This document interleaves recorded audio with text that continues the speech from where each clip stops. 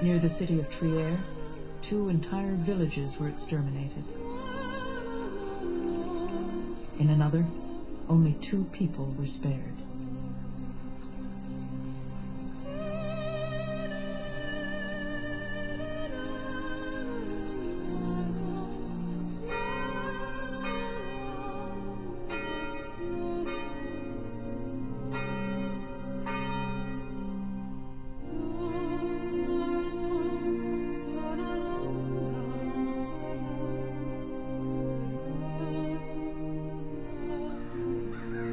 It took the Church 200 years of terror and death to transform the image of paganism into devil worship and folk culture into heresy. The days when Europeans met under the fairy tree to dance and sing and celebrate the rites of spring were disappearing.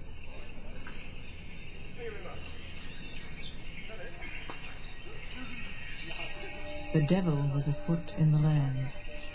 He was conjured up in fields and forest groves, and his demons were led by wind.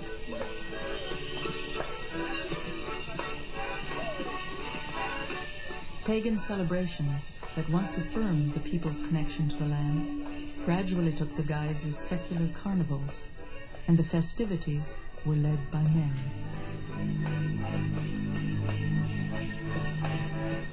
The European world had been turned upside down. The wild-horned god of the old religion had been transformed into the devil, and women were said to be more susceptible to his charms. Women were irrational. They were driven by their passions. If sexuality was a sin, then woman was the greatest sinner of all. Because women were, by definition, sexual, women were also dangerous.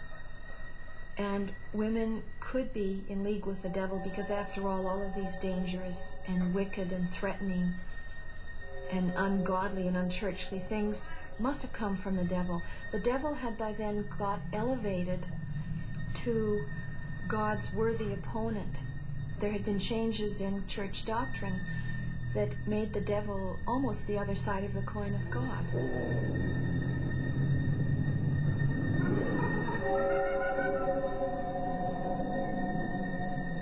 When a woman reportedly signed a contract with the devil, it was generally finalized with some sexual act. The interesting thing is that whereas witchcraft is found in areas stretching from northern Italy all the way to Scandinavia, women who confess to this, because we still have the trial records, generally indicate that sexual union with the devil is a very, very painful thing. It's never enjoyable. Apparently the devil's member is icy and frigid. Now this caused a great deal of consternation. If there wasn't such a thing as witchcraft, how come all these women respond in the same way? And remember, we're in the 16th century. There is no such thing as radio, telephone, TV. These are very, very remote communities and villages. Why do women respond in the same way when they're interrogated? Mind you, it isn't all that mysterious. The interrogators were all supplied with handbooks, the type of questions to pose. The most popular handbook was the Malleus Maleficiarum, the Hammer Against Witches. It was one of the first books to achieve mass distribution, thanks to the invention of the printing press.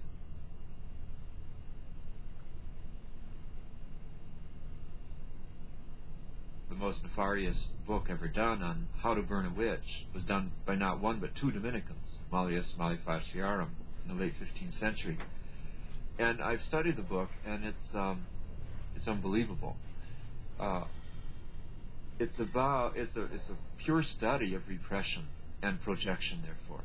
And so it's a highly sexual book, and it's all about the projection of men onto others. The fear of their own sexuality, the fear of the night, the fear of the dark, the fear of women, all of it comes out very strong. But that book was extremely influential. Commissioned by Pope Innocent VIII, the Malleus singled out women as the primary source of witchcraft.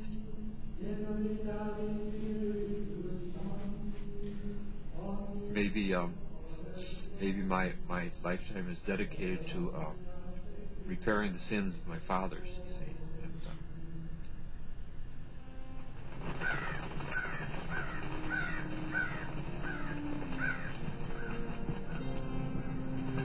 No monuments have been built to their memory. Only a few relics, like the witch's cart, remain to mark their passing.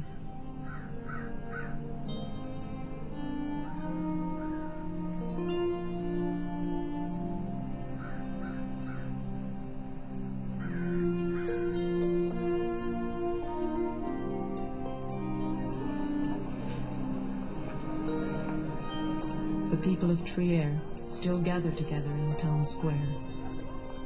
Few remember the horrors that took place here just 300 years ago. Most people have forgotten that women like this once lived in a state of terror, and that 6 generations of children watched as their mothers burned at the stake.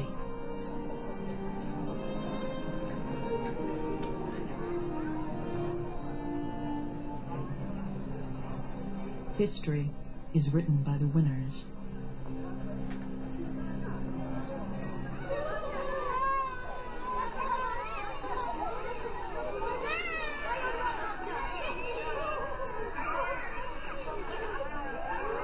We don't remember those who died on Halloween, and fairy tales are the only stories we tell our children about the women once called witches.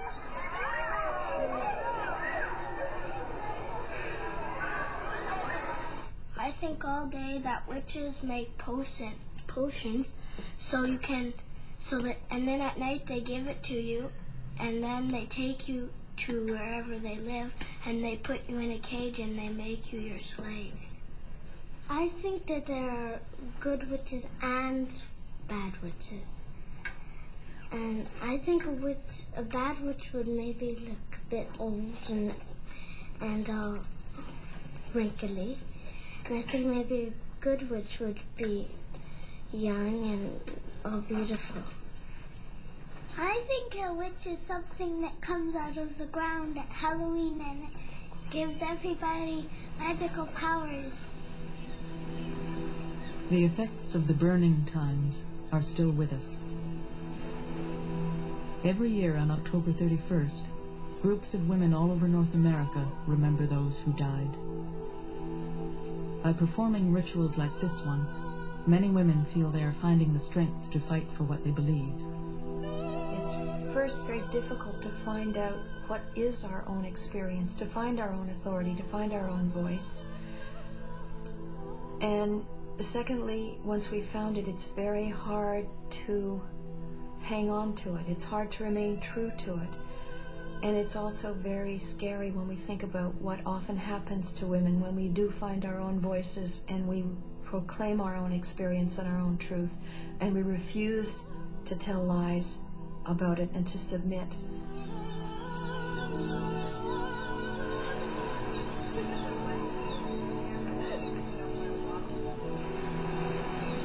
Women are once again gathering together. They're looking to the future. A future in which the voices of women will be heard, and the power of women will no longer be feared. When women get in touch with our own power from within, we find that we do have the ability to do many, many things. And that kind of power is not competitive. It's not hierarchical. If I have the ability to do something, it doesn't mean you don't.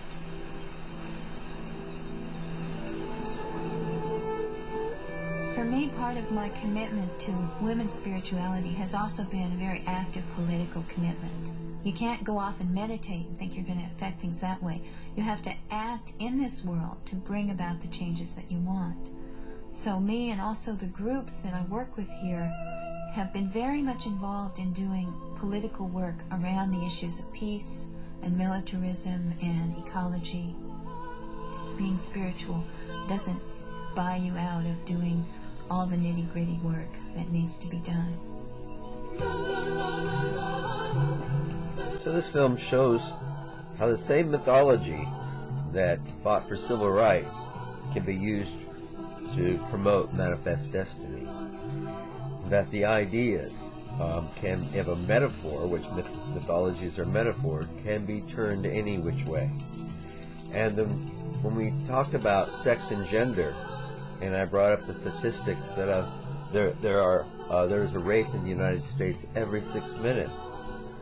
Well, historicalism that Boas brought out, you can trace that right back to the Inquisition and the kind of traditions, memes, and values that have been passed on since that, and the fact that it's the foundation of the global market today.